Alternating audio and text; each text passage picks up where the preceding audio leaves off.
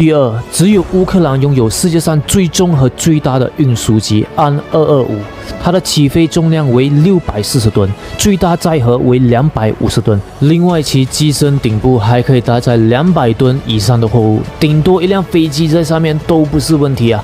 最大续航能力为13000公里。当年苏联开发这款运输机是用来运输火箭和航天飞机的啊，玩哪你以为？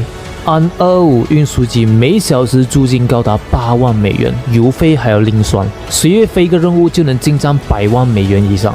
服役以来，也为乌克兰创造超过10亿美元的外汇收入。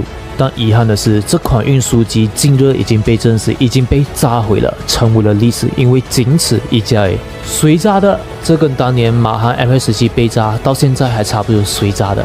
哎，只有他们自己懂吗？